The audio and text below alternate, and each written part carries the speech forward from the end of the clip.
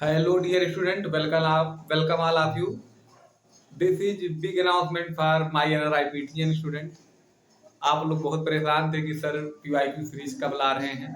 तो ध्यान दीजिए, जो हिंदी मीडियम यानी यूपी बोर्ड से पढ़े हुए स्टूडेंट हैं या जो सीबीएसई बोर्ड से हैं, तो हम बाइलैंग्वेज आपको बताएंगे। क्वेश्चंस भले इंग्लिश में लिखे गए हैं, लेकिन 2024 के जो आप जान रहे हो कि जो क्वेश्चन फर्स्ट होता है उसमें आपके 12th क्वेश्चन दिए जाते हैं 1 मार्क के, जिसमें से आपको 10 अटेम्प्ट करना होता है। तो पहले हम उसका डिस्कशन करेंगे, फिर पूरे पेपर का डिस्कशन करेंगे। तो एक एक करके हम डिस्कस करते हैं, बाइलिंगुअल आपको समझाएंगे। अगर कहीं पे आपको समस्या आती है तो आप हमको कमेंट्स में बताइएगा या आप कॉल मैसेज कर सकते हो, आप तो जान ही रहे हो। ओके, या क्लास में भी आप पूछ सकते हो। ठीक, आपका जो पहला क्वेश्चन था, प्रोटॉन है dot dot dot but is neutral.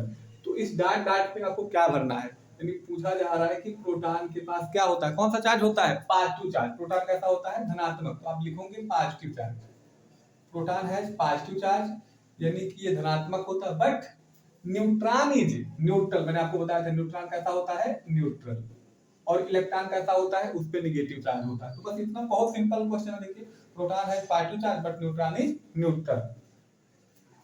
अब बात आती है इलेक्ट्रॉन से, अगर आपसे पूछेगा तो आप भी जान ही रहे हो कि इलेक्ट्रॉन पर कौन सा चार्ज होता है भाई, नेगेटिव चार्ज। प्रोटॉन पर पॉजिटिव चार्ज और न्यूट्रॉन कैसा होता है, न्यूट्रल। ओके, अब बात करते हैं क्वेश्चन सेकंड। ऐसे ही इजी क्वेश्चन पूछे जाते हैं। क्वेश्चन नंबर सेकंड देखो ध्यान से। 288 electronic configuration of A gas, किस गैस का होता है, तो ध्यान से इसको ऐड कर लो।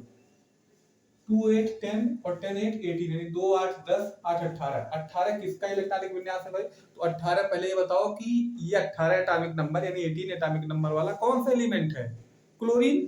क्लोरीन का एटॉमिक नंबर कितना होता है, 18, तो वो इसी का है। तो यहाँ पे क्या आप भर दोगे, क्लोरीन गैस। कौन सा गैस, क्लोरीन गैस का ये इलेक्ट्रॉनिक विन्यास है।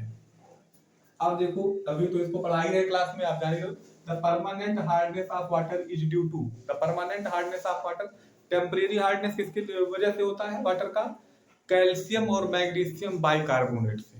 जो टेम्पोररी हार्डनेस होता है कैल्शियम और मैग्नीशियम बाइकार्बोनेट की वजह से होता है।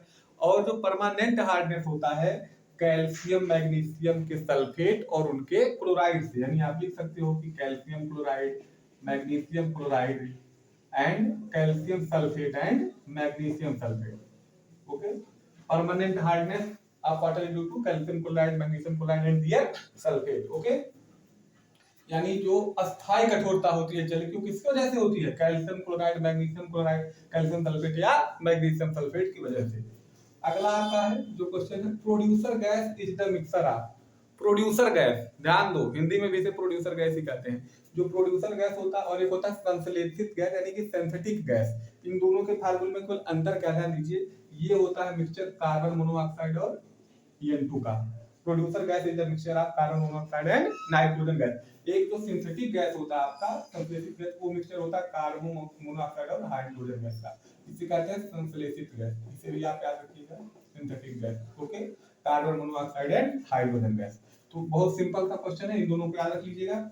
The boiling point and melting point of ionic compound is then covalent compound. तो आपको पता होगा आयनिक कंपाउंड में इलेक्ट्रोस्टैटिक फोर्स ऑफ अट्रैक्शन ज्यादा होता है, जिससे आयनिक कंपाउंड को ब्रेक करना, बॉयल करना, मेल्ट करना, ज्यादा टेम्परेचर देना पड़ेगा। तो आयनिक कंपाउंड का जो बॉइलिंग पॉइंट और मेल्टिंग पॉइंट होता है कोवैलेंट कंपाउंड से हायर होता है। इसमें तो कहीं किसी को कोई दिक्कत होगी नहीं। तो